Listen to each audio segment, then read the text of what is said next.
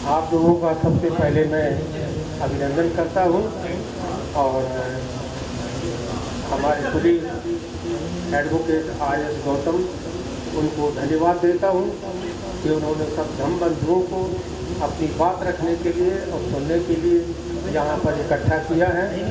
और दूसरी चीज़ है कि हमारी सोसाइटी में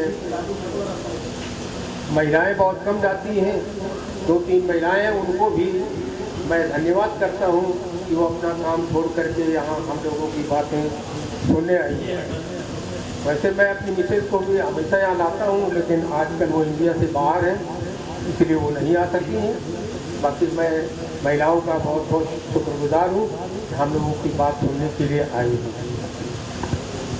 आज के सिनेरियो में जैसा कुछ चल रहा है, हम लोग तो पुरानी बातें जब बाबा साहब ने 1942 में शेड्यूल कास्ट फेडरेशन की स्थापना की थी, उस समय से एक स्लोगन था जो हमारे हर नागरिक को, हर स्टूडेंट को मालूम होना चाहिए कि अगर अपने समाज की सही स्थिति को समझना है तो बाबा साहब की लिखी हुई 3 पुस्तकों का अध्ययन करना बहुत ज़रूरी है।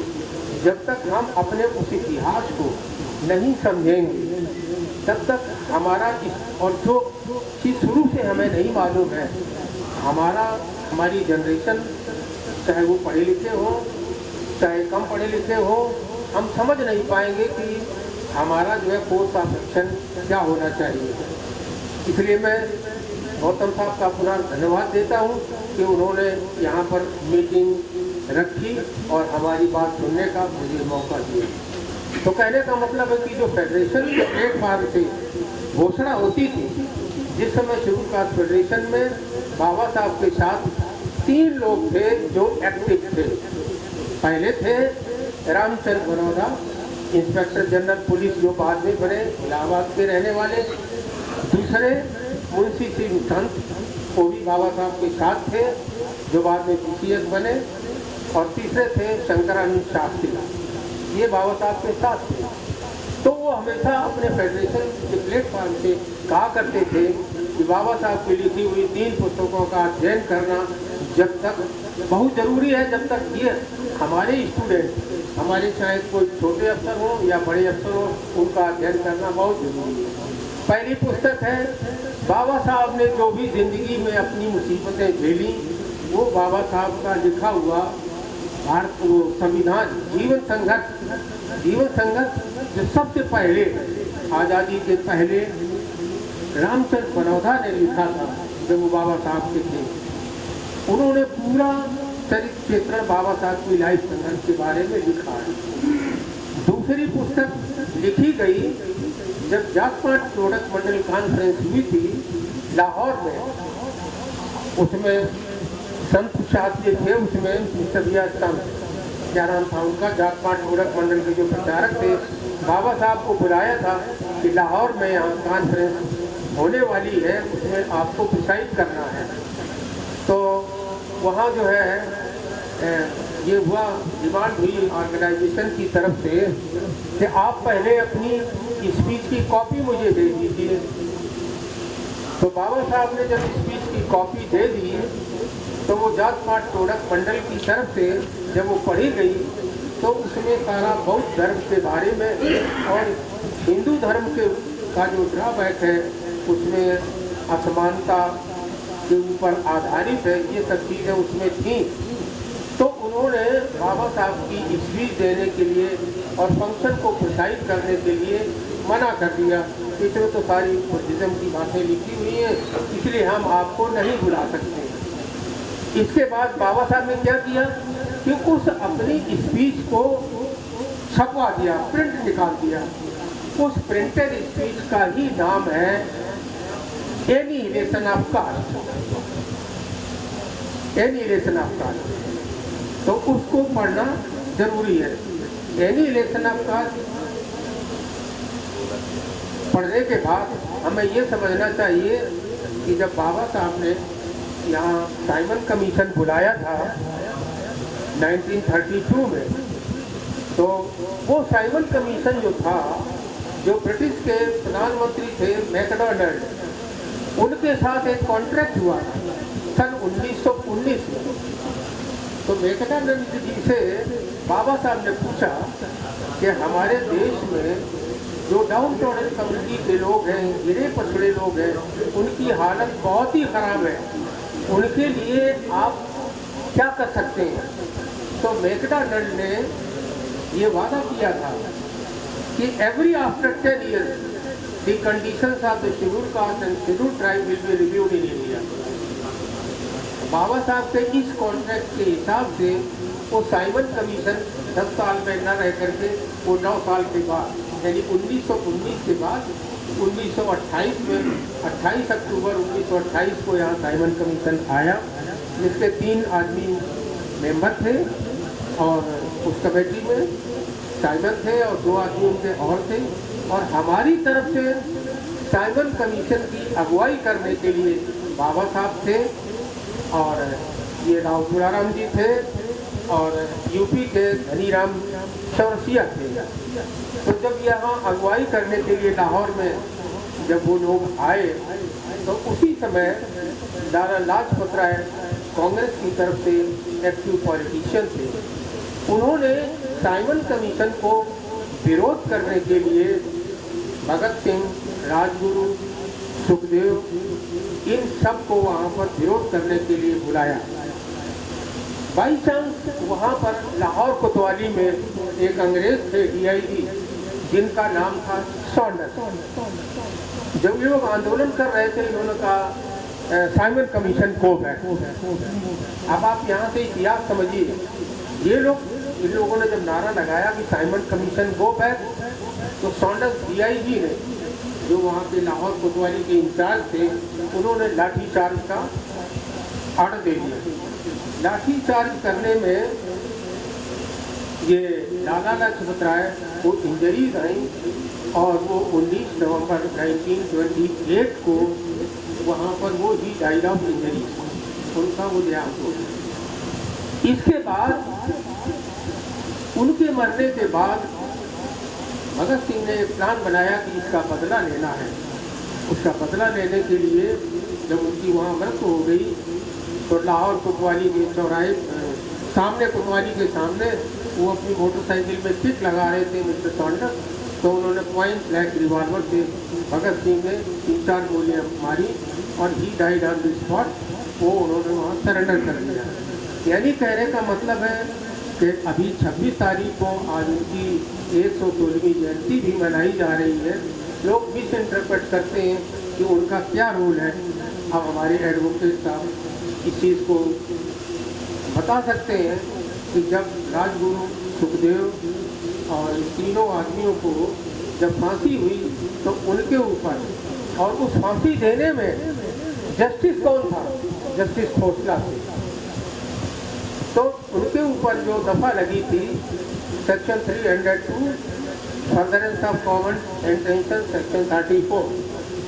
सेक्शन 34 के अंतर्गत एक आदमी अगर क्राइम करता है तो कानून के हिसाब से उसमें जितने लोग शामिल होते हैं वो एक ही अपराध के अपराधी होते हैं। तो इस तरह से उनको फांसी हुई सन 31 में। ये तो उनकी कहानी है। तो कहने का मतलब यह है कि इन सब चीज़ों को समझने के लिए इस पुस्तक का भी पढ़ना ज़रूरी है। तो जब पूना पैक्ट हुआ साइमन कमीशन के बाद 1932 में 24 सितंबर को जब एक्ट हुआ, उसमें ये सभी लोग थे, कांग्रेस पार्टी के सभी लोग थे और इसमें यहाँ तक कि ये बिरला वगैरह भी थे। 10-12 मेंबर थे। जब पूना पैक्ट साइन हुआ तो वो पूना पैक्ट भी चंद्रिका प्रसाद जिज्ञासु ने वो पूरा छापा, जो 3 भागों में बांटा गया है। Malviya and company, Gandhi and company, Nehru and company. यानी इनकी मानसिकता क्या थी और ये हमारे समाज को में अगर रिप्रेजेंटेशन भी देना चाहते हैं, जैसा कि इन्होंने पूना पैक्ट में कहा था। बाबा साहब की ये डिमांड थी कि अगर पूना पैक्ट में कोई भी हमें ग्रांट देनी है तो सेपरेट इलेक्टोरेट का होना बहुत जरूरी है। तो सेपरेट इलेक्टोरेट के लिए गांधी जी अड़ गए और उन्होंने आम अनशन किया।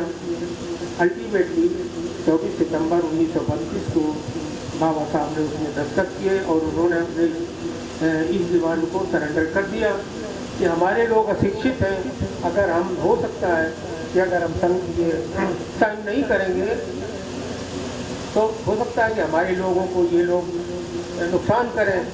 तो जो सर्विस में जो डिमांड रखी गई थी 15% शेड्यूल कास्ट के हैं और जो 7% शेड्यूल ट्राइब के हैं, तो 15% शेड्यूल कास्ट को रिजर्वेशन दे दिया और 7.5% शेड्यूल ट्राइब को दे दिया। तो इस तरह से 22.5% पूरा ये हुआ। उसके बाद ही जब हमारा भारतीय संविधान बन गया 15 अगस्त 1947 को, जब हमारा देश आज़ाद हो गया, तो 15 ही दिन के बाद यानी 29 अगस्त 1947 को बाबा साहब जो संविधान कमेटी के चुने गए, बाद में उनको चेयरमैन बना दिया गया। तो संविधान सभा में आने के बाद संविधान की रचना हुई और संविधान 26 जनवरी 1950 को लागू हो गया। तो शेड्यूल कास्ट और शेड्यूल ट्राइब को रिजर्वेशन का फायदा तो मिलने लगा। लेकिन बाबा साहब ने ये कहा था कि रिजर्वेशन का जो अधिकार है वो फंडामेंटल राइट आर्टिकल 3 के अंतर्गत मैंने ओबीसी का भी रखा है। अगर आप हमारे साथ आ जाएं तो आपको रिजर्वेशन का फायदा आपको मिलेगा। उस समय इन्होंने कहा नहीं, हम सवर्णों के साथ रहेंगे। इन लोगों ने बाबा साहब का साथ नहीं दिया। एनी हाउ जब संविधान लागू हुआ तो 1952 में ये प्रॉब्लम पैदा हो गई। तो ओबीसी वाले जो है वो बाबा साहब के पास गए और उसी बीच में हिंदू कोड बिल की बात आई। तो बाबा साहब ने नेहरू से कहा कि मुस्लिम लॉ है, पर्शियन लॉ है, दूसरे लॉ है, तो हिंदुओं का भी कोई कानून होना चाहिए। तो नेहरू जी ने कहा आपने भारतीय संविधान बनाया है तो आपसे अच्छा काबिल आदमी कौन हो सकता है, आप हिंदू कोड बिल बना दीजिए। तो बाबा साहब ने जब हिंदू कोड बिल बनाया तो उसमें एक क्लास रखा हिंदू कोड बिल में कि जो एंसेस्ट्रल प्रॉपर्टी है, यानी जो माँ बाप की पुरानी प्रॉपर्टी है, उसमें स्त्रियों का यानी लड़कियों का भी बराबरी का अधिकार होना चाहिए। तो जब ये क्लास रखा तो खासकर जैसे पंजाब वगैरह है, यहाँ के लोगों ने इसका बड़ा विरोध किया कि अगर प्रॉपर्टी बटेगी और वो लड़कियों को दी जाएगी, ये तो हमारे समाज के साथ बहुत बड़ा अनर्थ हो जाएगा। तो इस तरह से जब हिंदू कोड बिल की कॉपी नेहरू जी ने पार्लियामेंट में और राज्यसभा में दोनों में पास करवा करके डॉक्टर राजेंद्र प्रसाद के पास जब भेजा तो राजेंद्र प्रसाद जी ने उस हिंदू कोड बिल में साइन करने से मना कर दिया। एनी हाउ नेहरू जी ने क्या किया, उन्होंने दोबारा प्रयास किया, दोबारा पार्लियामेंट में पास हुआ, राज्यसभा में पास हुआ। तो जब राज्यसभा में पास होने के बाद दोबारा राष्ट्रपति के पास पहुंचा तो जो हमारे एडवोकेट हैं जिन्होंने कानून पढ़ा है, हमारे भारतीय संविधान में ये प्रोविजन है कि कोई भी बिल लोकसभा और राज्यसभा में 2 बार अगर पास हो जाए तो प्रेसिडेंट ऑफ इंडिया को ये अथॉरिटी नहीं है कि वो उस पर दस्तखत ना करे। लेकिन उन्होंने क्या कहा, बजाय दस्तखत करने के उन्होंने कहा कि हम तो इस्तीफा देंगे। अल्टीमेटली नेहरू जी को वो हिंदू कोड बिल वापस लेना पड़ा।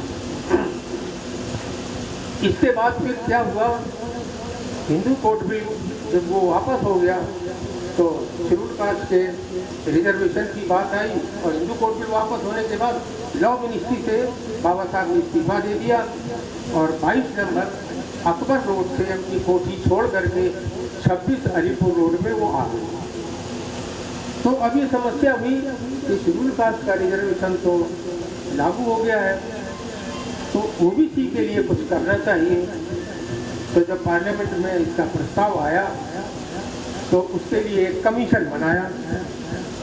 तो आपको मालूम होगा एक कमीशन बना था, उसका नाम था काका कालेलकर कमीशन, पंडित काका कालेलकर कमीशन।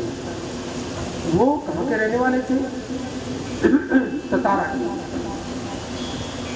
तो वो बाबा साहब के पास पहुंचे कि साहब आपने शरीर कास्ट के लिए तो बहुत कुछ कर दिया, तो ओबीसी के लिए कुछ करिए। तो बाबा साहब ने कहा, जब मैंने कहा था आप लोगों ने नहीं सुना, तो अब तो मैं आपको यही कह रहा हूँ कि जो ओबीसी के लोग हैं, neither they are socially backward nor they are financially backward. तो आप अपने आदमी में समाज में बड़े आदमी पैदा कर लें। अब काका कालेलकर को ये बात समझ में नहीं आई बाबा साहब क्या कह रहे हैं। तो उन्होंने बड़ा सोच समझ कर के बाद में कहा, बाबा साहब हमारे को ये बात समझ में नहीं आई कि ये बड़े आदमी क्या होता है। तो बाबा साहब ने कहा, भाई आप लोग फाइनेंशियली और सोशली बैकवर्ड नहीं, आप पैसे वाले लोग हो, तो आप 1, 2, 3 के अनुपात में डॉक्टर, इंजीनियर और एडवोकेट पैदा कर लो। तुम्हारे समाज में कोई दवाई नहीं पाएगा, तुम्हारी जरूरत ही नहीं है। तो अब ये तो वो बात कर नहीं पाए। एनी हाउ जब वो काका कालेलकर कमीशन पास हो गया, जब नेहरू जी के पास पहुंचा, तो आप लोगों को पता है कि 18 साल नेहरू जी प्रधानमंत्री रहे। उन्होंने अपना उसमें डस्टबिन में डाल दिया। इसके बाद इंदिरा जी आई। नेहरू जी के मरने के बाद जब नेहरू जी का स्वर्गवास हो गया 27 मई सन 1964 को, तो इंदिरा जी आई। करीब 16 साल हो रहे। बीच में सरकारें टूटी, राजीव गांधी भी आए। उसके बाद बड़े मुश्किल से जब विश्वनाथ प्रताप सिंह की सरकार बनी गठबंधन की, विश्वनाथ प्रताप सिंह को जब कांग्रेस पार्टी ने मिनिस्ट्री से निकाल दिया, तो उन्होंने अपना गठबंधन बनाया और उनकी सरकार बनी। तो वो सरकार बनने के बाद ये हुआ कि काका कालेलकर कमीशन, मोरारजी देसाई ने कहा कि भाई ये कमीशन पुराना हो गया है, नया होना चाहिए। तो बीपी मंडल जो एक्स चीफ मिनिस्टर थे बिहार के, तो ये मंडल भी यादव होते हैं, उनको चेयरमैन बना दिया गया। और ये 1979 दिसंबर में ये आ गई रिपोर्ट। तो जब प्रेशर पड़ा कि मंडल कमीशन लागू किया जाए, तो अब बीपी सिंह ने, मोरारजी देसाई ने तो लागू नहीं किया। तो मोरारजी देसाई ने वाजपेयी जी को कहा कि अगर ये मंडल कमीशन लागू हो जाएगा तो हम आपको, ब्राह्मण है, हमारा नुकसान तो ब्राह्मणों का होगा। इसलिए उनसे सपोर्ट विड्रा करके सरकार गिराई गई। दोबारा सरकार बनी। सरकार बनने के बाद फिर मंडल कमीशन आया। तो जब लागू करने की बात आई, तो जब लागू होने की बात आई तो सरकार टूट गई। और वो विश्वनाथ प्रताप सिंह जी जब बने तो उन्होंने कहा अब ये मंडल कमीशन अब हम लागू करेंगे। क्योंकि जब मंडल कमीशन को विश्वनाथ प्रताप सिंह ने 10 अगस्त 1990 को पार्लियामेंट में प्रस्ताव रखा कि ये ओबीसी के लोग 55% से ज़्यादा हैं, इनका गवर्नमेंट में रिप्रेजेंटेशन जो है मुश्किल से 5% है, तो ये डिसीजन मेकिंग बॉडी में ये तो बहुत कम है। तो इसलिए मंडल कमीशन की जो है रिकमेंडेशन 27% वाली वो लागू होनी चाहिए। ये 10 दिसंबर 1990 को उन्होंने घोषणा कर दी पार्लियामेंट के अंदर। लिहाजा ये हुआ कि वो बात सुप्रीम कोर्ट तक गई। फिर मंडल कमीशन के नाम से Indira Sahni versus union of India 1997 का जो जजमेंट है, अगर आप पढ़ें तो उस जजमेंट में भी हमें पढ़ना चाहिए। उस जजमेंट में सुप्रीम कोर्ट में वकालत करने के लिए कोई एडवोकेट नहीं मिला। और उसके अगुआ सगुआ जो थे वो बिहार के लालू प्रसाद जी थे।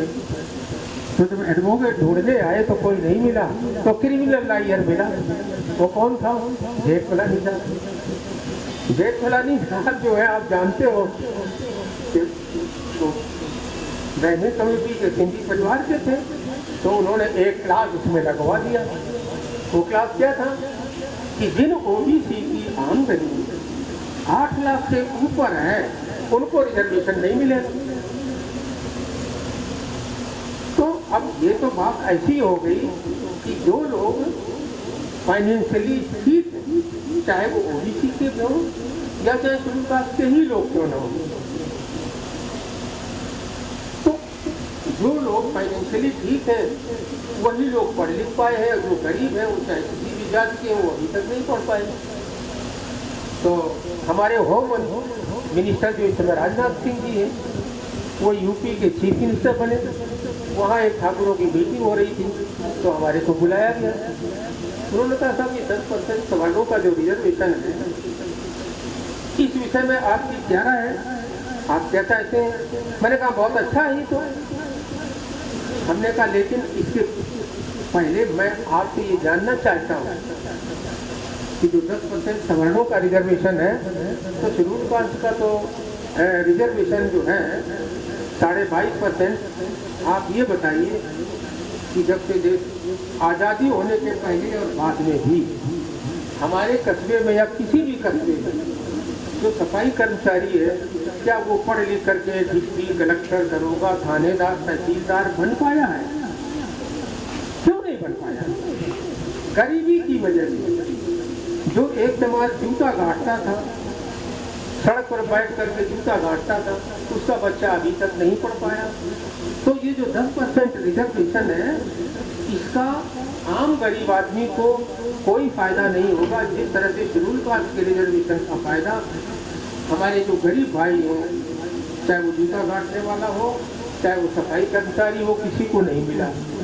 तो वो जो है कह लगे हाँ ये तो आपने बात सही कही। मैंने कहा मेरे गांव में स्कूल है, स्कूल चलाता हूँ। अब आप ये बताइए कि जो शेड्यूल कास्ट के लड़के हैं वो तो अपना पैंट कमीज सही पहन के आते हैं, और जो ठाकुरों के लड़के हैं वो फटी पैंट पहन के आते हैं। तो आप क्या समझते हो कि जो गरीब आदमी है वो पढ़ लिख जाएगा? तो ये सब गलत है। तो ये तो वहाँ की बात रही। और दूसरी चीज,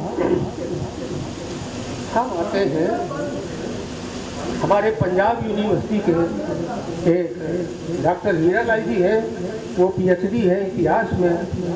तो जो हम लोगों ने लीगल हिस्ट्री के अंदर आंकड़े पढ़े, उन्होंने बड़े अच्छे ढंग से आंकड़े निकाले हैं। उन आंकड़ों के विषय में भी हमें समझना चाहिए। तो उसमें यही उन्होंने बताया है कि जो हमें हमारे देश में जो आज़ादी का आंदोलन चला है, हमारे यहाँ मुगल आए, सबसे पहले हमारे यहाँ मुसलमान लोगों में लुटेरा आया था। जिन लोगों ने हिस्ट्री पढ़ी होगी याद होगा, 712 AD में मोहम्मद बिन कासिम आए थे, वो लूटपाट के चले गए। इसके बाद आए महमूद गजनवी। महमूद गजनवी ने सोमनाथ के मंदिर के ऊपर आक्रमण किया। वो डेट थी 26 जनवरी सन 1026। जब सोमनाथ के मंदिर के ऊपर आक्रमण किया तो उसने महमूद गजनवी ने अपनी तलवार जो है वो जो शिव जी की स्टैच्यू रखी थी उसके सामने रखी, तो वो तलवार वहाँ चिपक गई। तो महमूद गजनवी ने सोचा कि अरे ये तो मैग्नेट का चक्कर है, हमारी लोहे की तलवार चिपक गई, ये तो मैग्नेट का चक्कर है, चुंबक इसमें लगा हुआ है। तो वहाँ पर क्या किया था हिंदुओं ने कि चारों तरफ से चुंबक लगा करके और बीच में वो शिव जी की अधर में मूर्ति लटकी हुई थी। हिंदू लोग जो है वो बेवकूफ़ बनाते थे कि हमारे भगवान अधर में लटके हुए हैं। तो महमूद गजनवी ने सबसे पहले मैं सोमनाथ मंदिर का जो है गुम्बद गिराया और उस स्टैच्यू को निकाल लिया, और वहाँ जितने भी लोग थे और वह भी गीता रामायण जितने भी थे वो भट्ठे में झुकवा करके उनको जला दिया। और सोमनाथ की स्टैच्यू, हमारे कितने लोगों को मालूम है वो सोमनाथ की स्टैच्यू इस समय कहाँ लगी हुई है? कोई बता सकता है? नहीं मालूम। महमूद गजनवी ने वो सोमनाथ की स्टैच्यू अपने अफगानिस्तान में गजनी में जहाँ उसका पैलेस था वहाँ वो ले गया और उस सोमनाथ की स्टैचू को गजनी में अपने उसमें जीने में जाके फिट किया, जिस पर उसकी संतानें और उसके लोग अब भी करते हैं। वाजपेयी जी जब हमारे यहाँ के प्रधानमंत्री गए और वो अफगानिस्तान गए तो उन्होंने कहा मुझे तो वो गजनी में भी जाना है। तो वहाँ के लोगों ने क्या कहा, अरे वहाँ तो कुछ नहीं है, वो खंडेर हो गया, वहाँ बेकार है। उसके बाद जब आक्रमण हुआ मोहम्मद गोरी का 1192 में, मोहम्मद गोरी और पृथ्वीराज चौहान, जब उनका आपस में झगड़ा हुआ तो मोहम्मद गोरी की दूसरी लड़ाई 1191 में वो हार गया। 1192 में उसने दोबारा जब आक्रमण किया तो पृथ्वीराज चौहान की हार हुई और अपने घोड़ों में रस्सी में बांध करके उसकी डेड बॉडी को काबू कर ले गया। और वो अफगानिस्तान के रास्ते में अब भी समाधि बनी हुई है।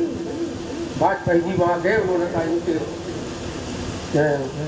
ये जो पृथ्वीराज चौहान है उनके हम ले जाना चाहते हैं, उस सरकार ने मना किया। तो ये तो इनकी ऐसी मानसिकता है। तो कहने का मतलब ये है कि सबसे पहले ये इतिहास आया मुसलमानों का, मुगल पीरियड की मैं बात कर रहा हूँ। उस समय इन लोगों ने आज़ादी की डिमांड नहीं की। अब इन लोगों ने आज़ादी की जो डिमांड शुरू की वो क्यों की, और उस आज़ादी के विषय में बाबा साहब ने के ज़माने में बाबा साहब एक्टिव हो गए थे 1920 के बाद, और आज़ादी की डिमांड चली है 1925 के बाद। तो बाबा साहब उस समय एक्टिव पॉलिटिक्स में थे। तो बाबा साहब ने उसमें दो ही पार्टियाँ थी, कम्युनिस्ट पार्टी ऑफ इंडिया और कांग्रेस पार्टी। तो बाबा साहब ने पूछा कि you are struggling for the freedom of the nation और you are struggling for the freedom of the people. आप लोगों के लिए आज़ादी चाहते हो या देश की आज़ादी चाहते हो? And who will be governing body, इसका हेड कौन होगा ये बताओ। कहने का संक्षेप में मतलब यही है कि अगर freedom of struggle is not for the people, people में क्या होता है कि सवर्ण, शेड्यूल कास्ट, शेड्यूल ट्राइब सारे ही लोग शामिल हो जाते हैं। और आप जब फ्रीडम ऑफ नेशन की बात करोगे तो इसका मतलब है कि आज़ादी की डिमांड ये सवर्ण लोग कर रहे हैं और आज़ादी मिलेगी तो यही अगुवा होंगे। क्योंकि आप लोगों ने अगर कभी मनुस्मृति पढ़ी हो तो मनुस्मृति में एक बड़ा अच्छा इन्होंने सिद्धांत बना रखा है। वो क्या है, कहीं का भी अगुवा हो तो इनको बना दो, यानी अग्रे अग्रे ब्राह्मणा नदी नारे बनते, चाहे कोई पार्टी हो या कोई मंदिर हो, कहीं भी हो, इनको अगुवा बना दो। और बाकी अब नदी नाले में जाना हो तो शूद्र को आगे करो, तो मरे तो वही मरे। यानी राम मंदिर का जब आंदोलन जब होता है या जब कांवड़ यात्रा होती है तो कांवड़ यात्रा में शंकर जी पर जल चढ़ाने के लिए उसमें ब्राह्मण, क्षत्रिय या वैश्य कोई भी नहीं होता है। उसमें सब ओबीसी, अहिर, गड़दिया, काशी, कुर्मी, नाई, वारी, चमार, कोरी यही होते हैं। हमारी एरिया में कई गंगा जल चढ़ाने के लिए चमार गए। हमारे रिश्तेदार एक गए, उनका लड़का गंगा जल लेने गया था और जब घर में लौट के आया बीमार हुआ और मर गया। तो ये तो उनकी कहानी है। अब उनको बेवकूफ़ बनाने के लिए हमारी सरकार क्या कहती है कि बीच में टेंट लगाए जाते हैं, हमारे एयरपोर्ट से हेलीकॉप्टर जो है फूलों की वर्षा की जाती है। ये किस लिए? उनको सिर्फ अंधकार में रखने के लिए ये सब किया जाता है। तो बाबा साहब की फिर वो बात तो इन लोगों ने मानी नहीं। फिर इन्होंने बगावत किस लिए शुरू की? जब अंग्रेज यहाँ भारत में आए, कब आए? अंग्रेजों ने जब धीरे धीरे आना शुरू किया तो जहांगीर के दरबार में अंग्रेजों के 3 रिप्रेजेंटेटिव आए थे। तो इन्होंने व्यापार की परमिशन मांगी थी और उस व्यापार के संघ का नाम रखा ईस्ट इंडिया कंपनी। और हमारे देश में ईस्ट इंडिया कंपनी की स्थापना 31 दिसंबर सन 1600 में हुई इंडिया में। तो ईस्ट इंडिया कंपनी ने फोर्ट बनाए, बहुत से कानून बनाए। तो सबसे पहले इन्होंने कानून बनाया अंग्रेज़ों ने हमारे यहाँ इंडिया में क्या होता था, इन लोगों ने कानून बना रखा था कि जो महिलाएं हैं, इन महिलाओं के जो लड़कियां होती हैं उनको धतूरे से या अफीम से उनको बचपन में ही मार दिया जाए। ये सन 1804 का विधान है। तो इसके खिलाफ सन 1804 में अंग्रेजों ने विधान पास किया कि नहीं, कोई भी लड़कियों की हत्या नहीं करेगा। इसके बाद 1804 के बाद 1813 में एक कानून लागू हुआ कि कोई किसी की गुलामी नहीं करेगा। तो वो ऑर्डिनेंस पास हुआ 1813 में। तो इसी तरह से जब कोई ऊंच नीच का भाव रहेगा, गुलामी खत्म कर दी। इसके बाद अंग्रेजों ने कानून बनाया कि शूद्र लोग भी संपत्ति रख सकते हैं। संपत्ति रखना मनुस्मृति के हिसाब से वर्जित है। मनुस्मृति में लिखा हुआ है कि शक्तेराप शूद्र धन संचया ब्राह्मणों बात, कि शूद्र जो है सत्य के द्वारा भी अगर धन का संचय करे तो वो ब्राह्मण को दुखदायी होगा। इसलिए राजा का कर्तव्य है कि गरम गरम लाल लोहा उसके पितरों में छुआ करके और देश निकाला सजा की जाए और उसकी सारी संपत्ति लूट ली जाए।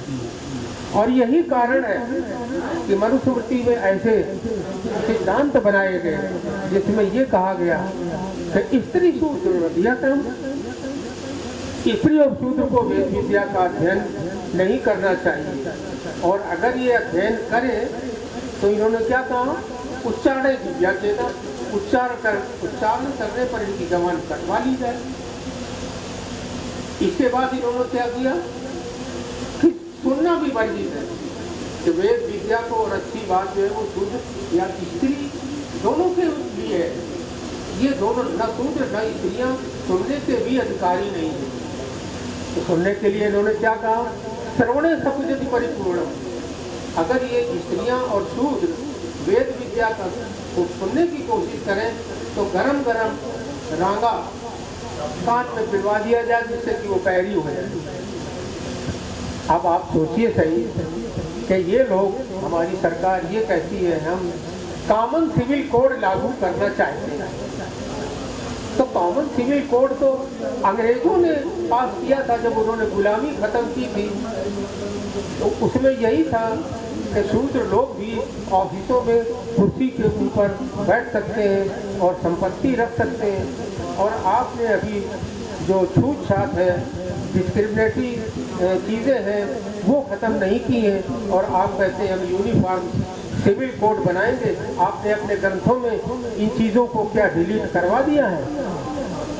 नहीं करवाया है। फिर आप कॉमन सिविल कोड की कैसे बात करते हैं? इसके बाद इनका कानून था, विधवा विवाह था, इस सब को अंग्रेजों ने मना किया। तो इसलिए इन लोगों ने किया। तो इसलिए मेरे कहने का मतलब है कि हमें इन सब चीज़ों को समझना चाहिए। तो आज के सीनरियों में अगर हम इन चीज़ों को समझ जाएं तो हम समझ जाएंगे क्या हमारा वोट किधर जाना है, संगठन में जाना है, कहाँ जाना है। क्योंकि ये आप चाहे वो बीजेपी हो या कोई दूसरी पार्टी है, इनके जो व्यूज हैं, टारगेट है, वो दोनों का एक ही है, आपको गुलाम बना के रखना चाहते हैं। अब आप देखिए, जब से देश आज़ाद हुआ, बाबा साहब ने कानून मंत्रालय से जब इस्तीफा दिया था तो उन्होंने कहा था कि if you want that constitution must be implemented, either I must be allotted finance or home, या तो होम मिनिस्टर बनाओ या तो फाइनेंस मिनिस्टर बनाओ, तभी हम कानून को और अपने भारतीय संविधान को लागू कर सकते हैं। तो आप देखते हैं कि अभी तक होम मिनिस्ट्री या फाइनेंस मिनिस्ट्री किसी शेड्यूल कास्ट को नहीं मिली। और जब हमारा देश आज़ाद हुआ, आप इस चीज़ को नोट कर लो, सन 52 में जब पहला इलेक्शन हुआ, उस समय 489 टोटल मेंबर ऑफ पार्लियामेंट थे। आप गूगल से मिला लेना। 489 में जब 1952 का इलेक्शन हुआ, 489 टोटल एमपी थे। और 489 में ब्राह्मण कितने थे? 300। किस लिए ब्राह्मणों को टिकट दिया गया था? कि हमारी कुर्सी मजबूत रहे, वो 18 साल प्रधानमंत्री रहे। इसी तरह से जितने भी स्टेट थे, हर स्टेट का ब्राह्मण चीफ मिनिस्टर था। आज की आप समस्या देख लीजिए, चाहे वो मणिपुर हो, चाहे कोई भी हो, वहाँ की समस्याएं शेड्यूल कास्ट शेड्यूल ट्राइब को लड़ाया जा रहा है। अगर कोई भी बुद्धिमान आदमी ये कहे, बाबा साहब भी कहते थे, बाबा साहब हमेशा पार्लियामेंट में जो president of India, third president थे जेफरसन, उनका कॉन्स्टिट्यूएंट असेंबली में कोट करते थे। तो जेफरसन ने कहा था कि अगर आज की सरकार कल के लिए नहीं सोच सकती है कि लोगों के लिए क्या करना है, तो उनकी स्थिति को उन्हीं के ऊपर छोड़ दीजिए, वो अपना खुद डिसाइड कर लेंगे। यानी कहने का मतलब जहाँ शेड्यूल कास्ट शेड्यूल ट्राइब की समस्या होती है, आप शेड्यूल कास्ट या शेड्यूल ट्राइब का चीफ मिनिस्टर बना दो, they will sort out their problem. ऐसा नहीं चाहते हैं। जब आपको मंत्रिमंडल, जब आप पूना पैक्ट पढ़ेंगे तो उसमें ये सब चीजें आपको मिलेंगी। अगर आपको मंत्री भी बना जाएगा तो कहाँ का बनाया जाएगा? कस्टम टाइप, रोड ट्रांसपोर्ट, आपको होम मिनिस्टर या फाइनेंस मिनिस्टर ऐसे इम्पोर्टेंट पोर्टफोलियो कभी नहीं दिए जाते हैं।